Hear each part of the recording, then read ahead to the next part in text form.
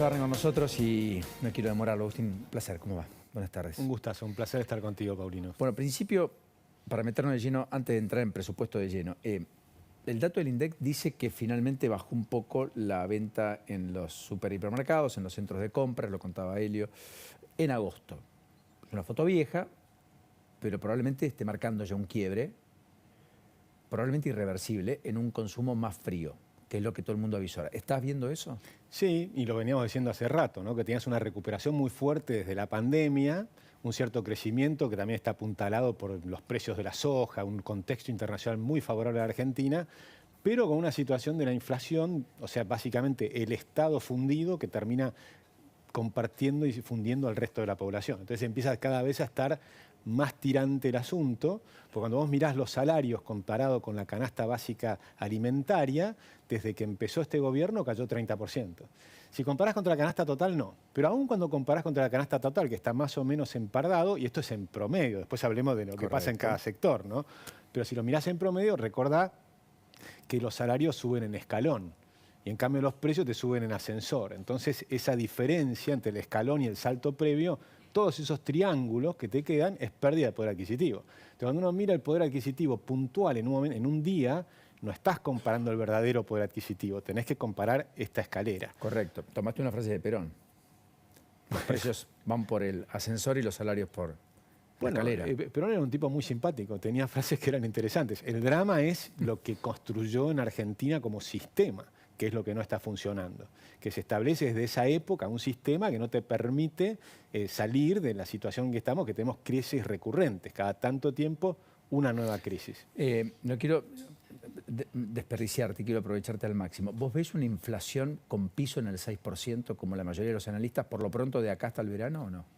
Probablemente sí, y más allá también. Yo creo que Argentina... ¿Más allá también cuánto? Y sí, porque Argentina tiene 6% mensual te da una inflación de 100% anual. Sí. Y probablemente la Argentina va a tener más de 100% el año que viene. ¿Y por qué? Porque el presupuesto que está votándose habla de 60. Habla de 60. Y recordemos que el año pasado, cuando hablábamos, el presupuesto decía 30%. 33, sí. Y nosotros, 33. Y nosotros decíamos hacer piso 60. Y nos equivocamos, no fue piso 60, va a ser 100% este año. Es decir, que va mucho más acelerada la inflación. Y va acelerada porque cuando mirás el balance del Banco Central, te encontrás que el Banco Central está quebrado.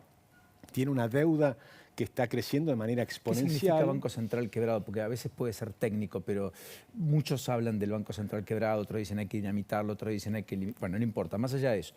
¿Qué es que esté quebrado? Bueno, la película está quebrada, no la foto, pero sí en la película. Cuando vos mirás la película, que es el aumento de la deuda del Banco Central, son las famosas LELIQs, ¿no? Y los pases del Banco Central. Vos mirás y durante 2 años pasaron de 1 billón de pesos a 2 billones. Luego, en 6 meses, de 2 billones a 4. Después, en 3 meses, de 4 a 8. O sea, el ritmo de duplicación fue... Se duplica cada vez más rápido. Mucho más rápido. Mucho más rápido. Y la última duplicación fueron 3 meses. Ahora tenés 9 billones de pesos, ¿no?, de deuda. ¿Eso qué significa? Lo pasás a dólares, al dólar oficial, es una cifra descomunal de 30.000 millones de dólares. Que es nueva deuda. Porque este gobierno dice... estamos desendeudando. No, en realidad no están tomando deuda afuera, porque no pueden, los mercados están cerrados, están tomando deuda acá. Es esa, entre otras. Esa es la deuda del Banco Central, pero también se está dando el Estado, el Tesoro. O sea, vos tenés el Tesoro y el Banco Central, y ambos están quebrados. El Tesoro, cuando vos mirás el Tesoro, ves los precios de los bonos. Entonces hoy en los diarios tenés rally de los precios de los bonos. Rally porque pasó de 20 centavos a 22 centavos. Es decir, sí, subió 10%, pero 22 centavos significa que por una lámina de $1 millón vos la podés comprar por $220.000. Tenés un descuento del 78%. Sin el cual nadie te compraría. Sin el cual nadie te compra. ¿Y vos en ese contexto comprarías o no? ¿Es el sí, momento para entrar hoy? Yo creo que cuando están los bonos en 20 centavos de dólar, probablemente sí, por una cuestión muy simple. Yo creo que Argentina no va a pagar en estas condiciones. Vamos a ir al default. O sea, un nuevo default. Va a haber un nuevo default. Pero creo... ¿Cuándo? ¿2026, 2027? Probablemente el próximo gobierno. Porque van a tratar de estirar hasta allá y vos ves que el Banco Mundial, el BID, el Fondo Monetario, te van dando préstamos para ir tirando porque nadie quiere que entres en default antes. Entonces cuando llegue el próximo gobierno, y yo confío que va a ser mucho mejor que el actual, yo veo que hay un cambio en la sociedad que va a votar distinto. ¿Sos optimista? Yo soy bastante optimista. Creo que va a haber un cambio porque observo un cambio primero en el discurso de muchos políticos. En el discurso de Macri, de la coalición cívica, del radicalismo incluso, o sea, de los que hoy son la oposición, pero cuando gobernaron no tenían ese discurso, tenían un discurso progre. O sea, el Cambiemos 2015, el discurso era un discurso progre.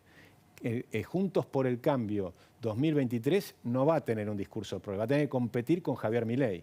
Y Javier Milei les corrió el eje del debate. Entonces los corre del eje del debate hacia mayor libertad, ¿no? Hacia soltar la economía, decía ayer Macri. Soltar a los argentinos, es decir, sacarle las trabas. Fíjate cómo van cambiando de ese discurso progre que tenías a una cosa más razonable. Ayer Macri, por ejemplo, decía que no hay que tomar el déficit primario, que hay que mirar el déficit total. ¿Qué es lo que venimos diciendo hace años? Claro, porque el déficit primario es la diferencia entre lo que el Estado recauda y lo que el Estado gasta.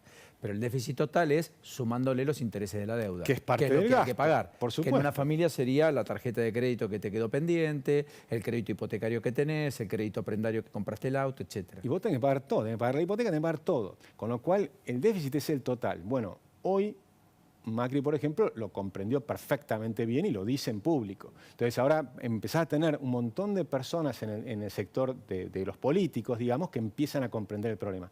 Todavía el gobierno actual y el Fondo Monetario hablan del déficit primario.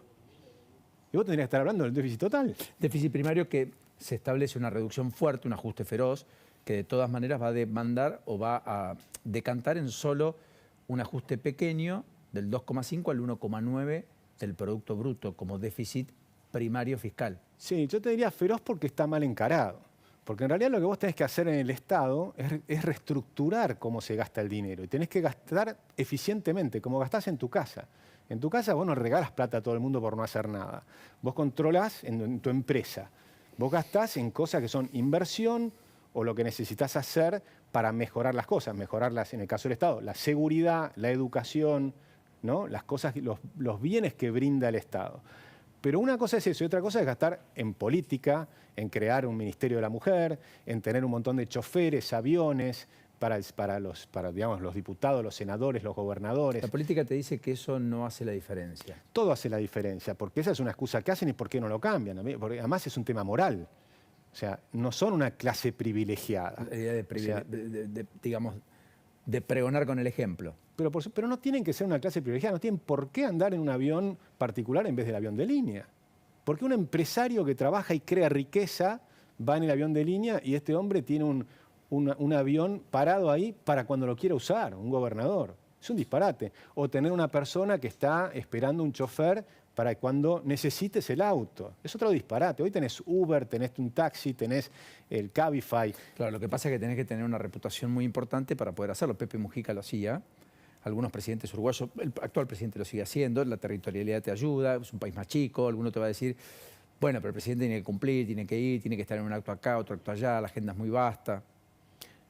Mira, vos podés decir incluso el presidente puede ser un tema especial por un tema de seguridad, necesita un auto blindado. Todo el resto, no. O sea, vos vas a Suecia, que son un país mucho más rico que la Argentina. Andan todos en transporte público. Tenés un buen transporte público, todo el mundo en transporte público. Dinamarca, ¿no? En Dinamarca, en los países nórdicos en general, pero en general en casi todo el mundo. Es decir, esta idea que tenés una casta política de privilegiados es absurda. Y además no se aguanta más en un país que tiene alta pobreza, ¿no? Porque todo esto significa que finalmente, como decíamos al principio, el Estado se funde. Tenés bonos que todo el mundo sabe que no vas a poder pagar. Está fundido. Está fundido y traspasa el que se fundan los demás. Te sube los impuestos, por ejemplo el agro, que ahora necesita, estaban recién hablando del sector agropecuario. Tenés una flor de sequía y los impuestos al agro son tremendos. Entonces el agro no puede acumular para los años de pobreza. Es decir, tenés los 7 años de vacas gordas, 7 años de vacas flacas. Los 7 años de vacas gordas, la renta se la lleva el Estado. Vienen las vacas flacas y te dan chauchas y palitos. Entonces tenés un problema muy serio. El Estado se funde y termina fundiendo al resto. Entonces acá hay que reequilibrar la cosa. El Estado tiene que ser eficiente, prolijo, tiene que dar buenos servicios de educación, de salud. La educación argentina se destrozó. Gastamos el doble y sin embargo se destrozó. Entonces lo que importa es el maestro adelante del aula, no la enorme cantidad de gasto político que hay bajo el nombre educación muchas veces, o bajo el nombre salud, o bajo muchos otros nombres. En realidad hay mucho gasto político totalmente, digamos, escondido en un montón de rubros, pero en todos lados. Registros automotores, hay 1.500 registros automotores. Todo el mundo sabe que es un curro. En el Estado todos saben que eso son cajas políticas y te lo dicen todos. Sí, porque además muchas pertenecen los registros a ex senadores, A ex senadores, diputados, legisladores, secretarios privados, etc. Y de ahí reparten y te dicen, y si no, no tenemos caja para hacer cosas que tenemos que hacer. ¿Qué cosas tienes que hacer? Está el presupuesto y tiene que ser transparente lo que tenés que hacer. Hablando del presupuesto, el presupuesto contempla nuevos impuestos, de eso no hay duda.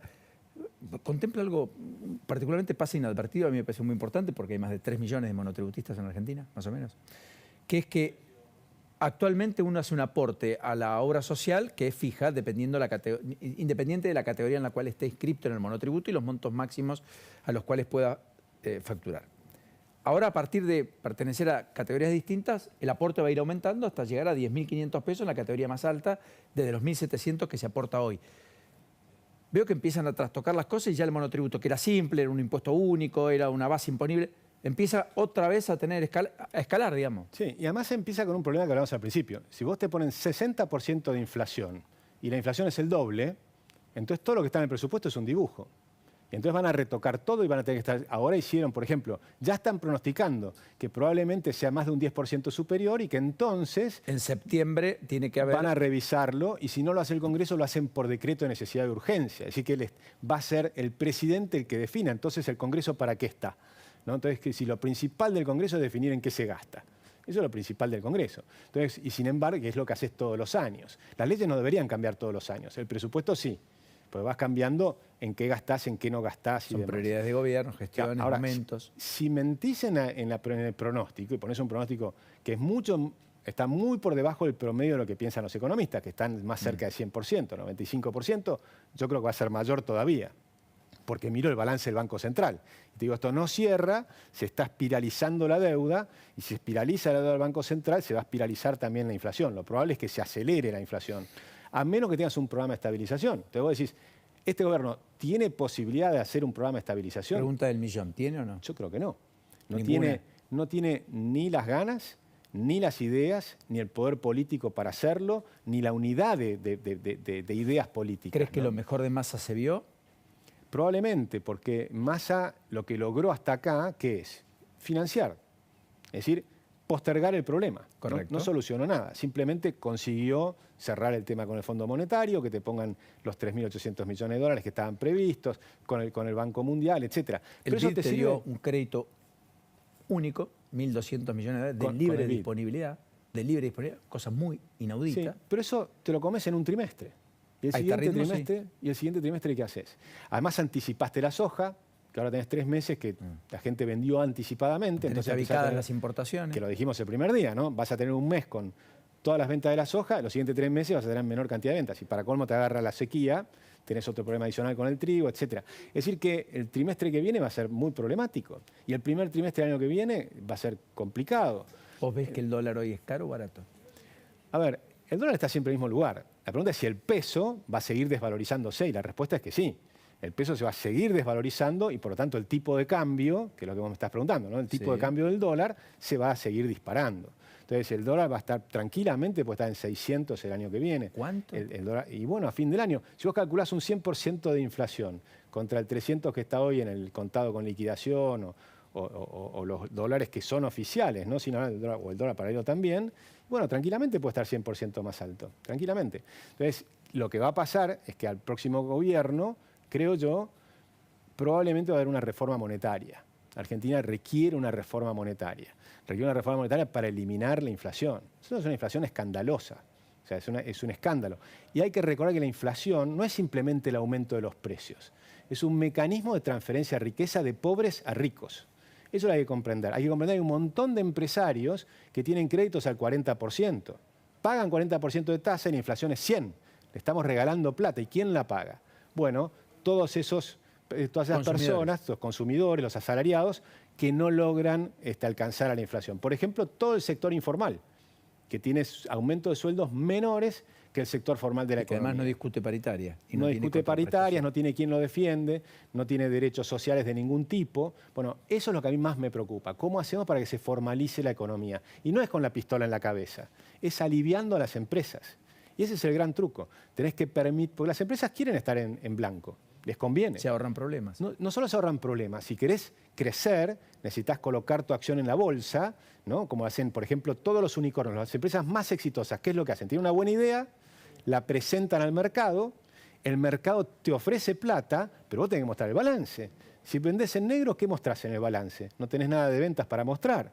Entonces vos necesitas estar en blanco. Ahora, si para poder crecer te matan a regulaciones e impuestos y vos decís no puedo ganar plata con este sistema, entonces terminan estando en negro. Pero no es que quieren estar en negro, terminan estando en negro por los incentivos que el Estado le pone de regulaciones y presiones de todo tipo a los empresarios. Eso es lo que hay que soltar.